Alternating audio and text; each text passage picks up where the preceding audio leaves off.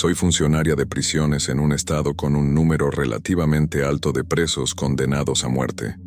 Sin embargo, se llevan a cabo pocas ejecuciones.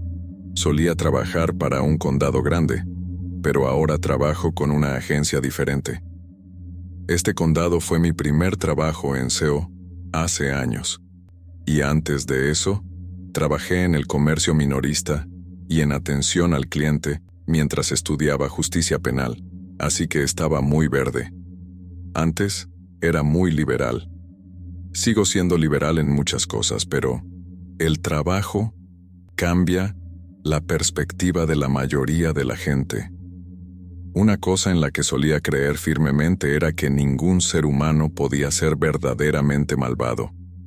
Esta cárcel del condado en concreto es una de las más antiguas del país, por lo que algunas partes tienen una distribución totalmente lineal. Lo que quiero decir es que hay un largo pasillo con celdas a ambos lados, y los guardias tienen que subir y bajar para supervisar a los presos. En realidad, estoy dando suficiente información para que cualquiera con buenos conocimientos de Google pueda averiguarlo. Como puedes imaginar, estas distribuciones lineales ya no están de moda porque no puedes ver todas las celdas al mismo tiempo, pero todos los reclusos pueden verte a ti. Tengo que decir que las unidades como esta son extremadamente espeluznantes también. Voy a llamar a este corredor los condominios. No lo llamamos así, pero no quiero compartir el término exacto, que es específico de la cárcel. Hace menos de 10 años, se produjo un cuádruple homicidio por apuñalamiento no muy lejos de donde yo crecí. El asesino, Michaels, lo describió como una carnicería y mató a su exnovia, a la familia de esta y a su vecino, porque se acercó al oír los gritos. Cuando la policía encontró a Michaels empapado en sangre y le preguntó qué había pasado, dijo que era obvio, que los había matado a todos. El policía dijo que parecía completamente sin emociones cuando lo dijo. En aquel momento, yo solo llevaba unos 4 meses de SEO, y nuestro centro lo recibió como detenido preventivo. Obviamente, no era nuestro primer o único asesino, pero la naturaleza del crimen, las puñaladas indicaban una personalidad más peligrosa que un tiroteo, para empezar, y su falta de remordimiento era espeluznante. Se le consideraba un recluso volátil, así que lo pusimos en una celda de observación en medio de los condominios, donde un oficial de guardia podía vigilarlo en todo momento. Pasaba la mayor parte del día en silencio junto a la puerta de cristal, observando a todo el mundo. Juro que solo hablaba cuando recibía visitas. De hecho, tenía una lista de visitas llena de chicas góticas que venían y juraban que estaban enamoradas de él. No sé si esto significa algo, pero su ex era una chica grande y solía hacer dibujos de las mujeres SEO con sobrepeso. Para nota, era delgado y blanco con pelo castaño. Un día, estaba trabajando como oficial de servicios públicos, básicamente un flotante que releva a la gente en los descansos y ayuda cuando es necesario. En esta cárcel, los funcionarios de servicios públicos también tenían mucho tiempo libre y hacían tonterías. Yo estaba en un extremo de los condominios, desde donde se podía ver gran parte de la cárcel, hablando con otro funcionario de servicio. Como se suele decir, en la cárcel no hay secretos, y además era consciente de que había puntos por toda la cárcel donde se podía oír muy bien a las celdas vecinas, ese tipo de cosas. Estábamos bastante callados, además de que estábamos a unos 50 metros de la celda de observación de Michael. Además, es difícil estar en la celda de observación y apretar la cara contra el cristal para ver a la gente que está en ángulo recto tan lejos de ti. Le estaba contando al oficial de guardia una anécdota graciosa de mi fin de semana, cosa que hoy en día no haría en una unidad penitenciaria. Pero tampoco se estaban metiendo en nada demasiado personal. Era una larga historia en la que estaba involucrada mi prometida. Acabé hablando con este oficial porque tenía que ir a una puerta a relevar a otro oficial para comer, y tenía que pasar por delante de la celda de Michael. No me gustaba pasar por delante porque se quedaba mirándote fijamente, y por aquel entonces yo no sabía muy bien cómo ocultar mi nerviosismo. Siempre tenía la cabeza ligeramente inclinada hacia abajo para que pudieras ver justo debajo del iris de sus ojos. De nuevo, rara vez decía una palabra, pero hoy era diferente.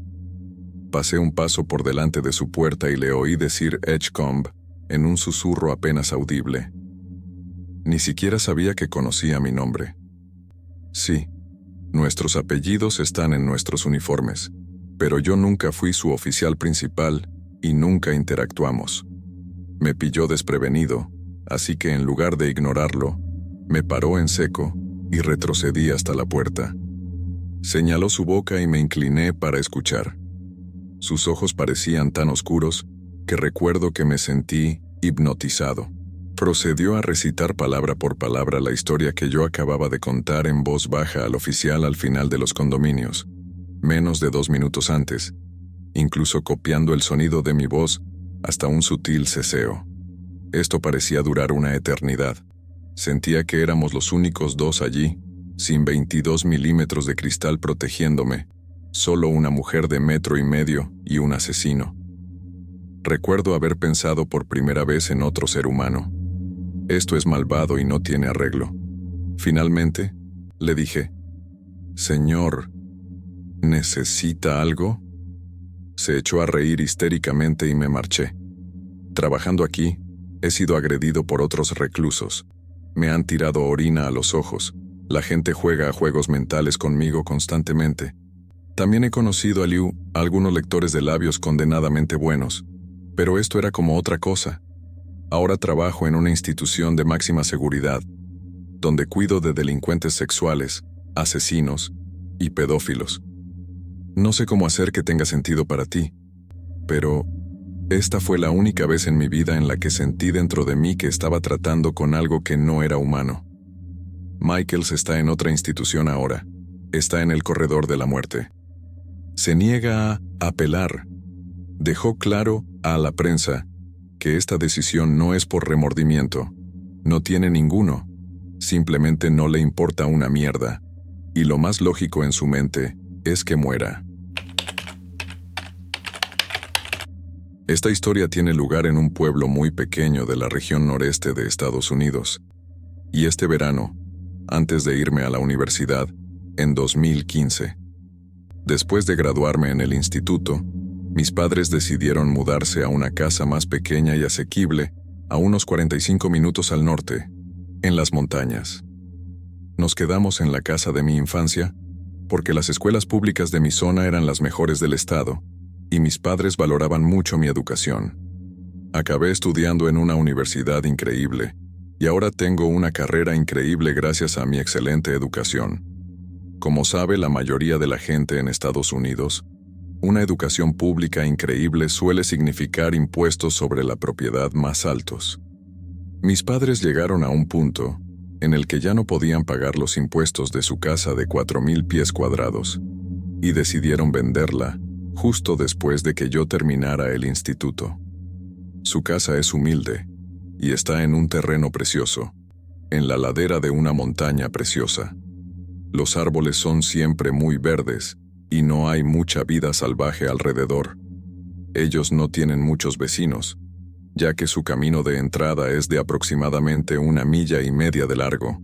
Pero esto es lo que eligieron para vivir después de que me fui a la universidad. En agosto de 2015, nos mudamos a esta nueva casa. No planeaba quedarme mucho tiempo, ya que me estaba preparando para ir a la universidad como estudiante de primer año, por primera vez.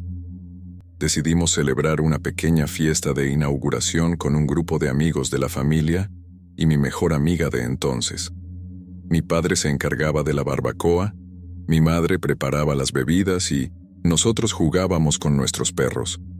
Lo pasamos en grande y todos nos divertimos mucho. Mi padre había construido una hoguera de ladrillo en nuestro patio trasero.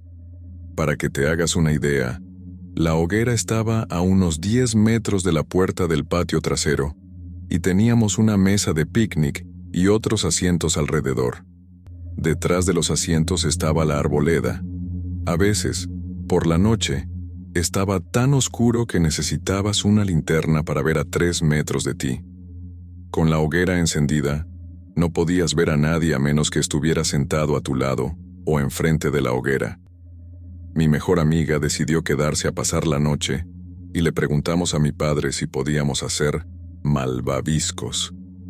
Como hacía un poco de frío, como ocurre a finales de verano en el noreste por la noche, mis padres nos dejaron fuera con mi perro, Nino. Nino era un enorme labrador negro mezcla de pitbull de 45 kilos. Era un perro increíble y muy leal, al que mi padre adiestró como su mano derecha. Era nuestro protector, ya que podía correr extremadamente rápido, y era muy fuerte, y siempre nos alertaba cuando algo pasaba en la noche. Nota al margen, falleció una semana antes de que me casara en 2022. Tenía 17 años y llevaba una vida aventurera con mis padres, cazando ardillas, tumbado al sol y corriendo como un loco. Nino estaba tumbado entre nosotros mirando hacia la arboleda, y mi mejor amigo estaba a mi derecha. Estábamos de espaldas a la densa y oscura arboleda. Nuestro primer error.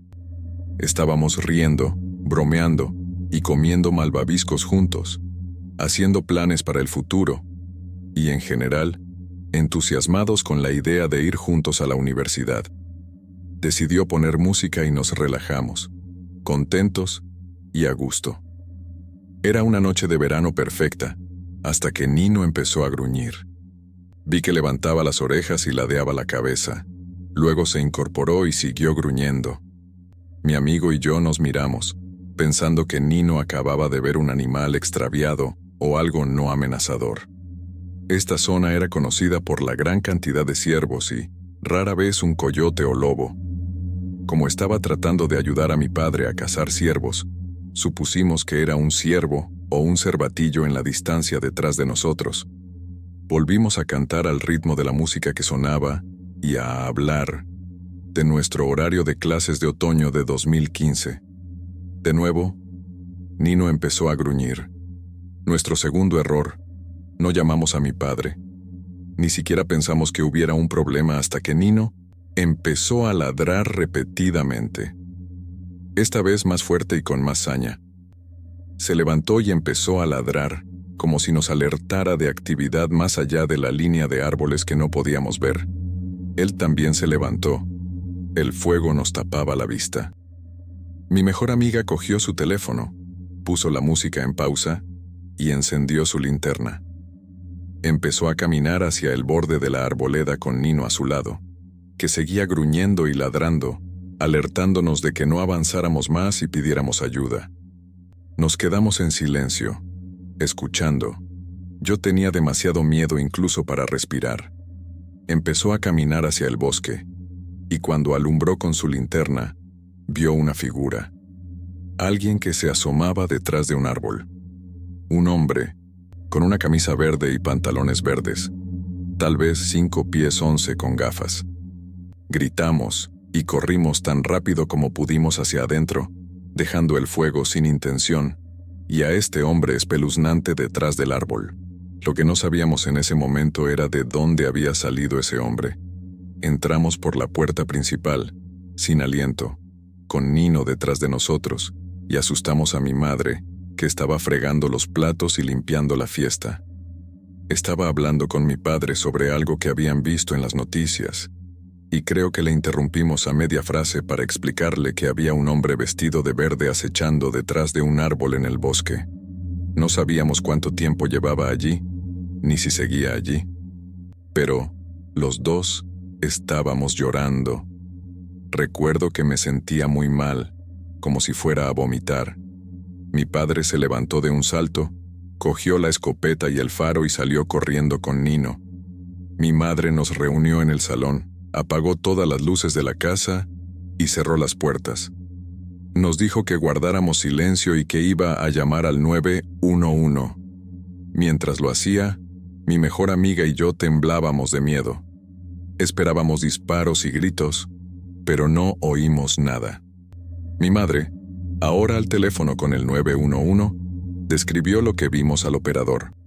Oí a mi madre decir, «Oh», de forma alarmante. En ese momento, mi padre volvió a entrar, y mi madre le avisó de que la policía estaba de camino.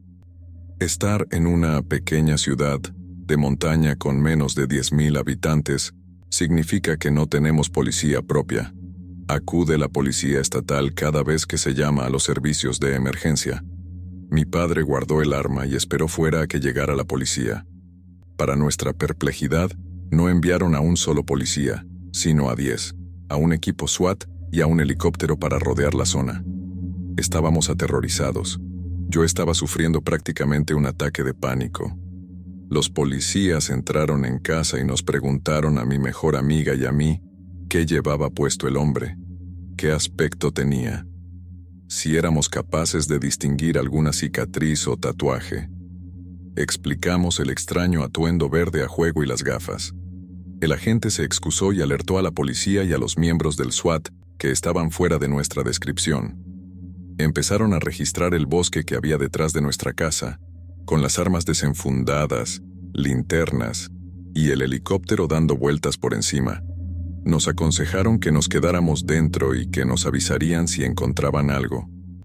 Al cabo de unos 25 minutos, volvieron a llamar a nuestra puerta.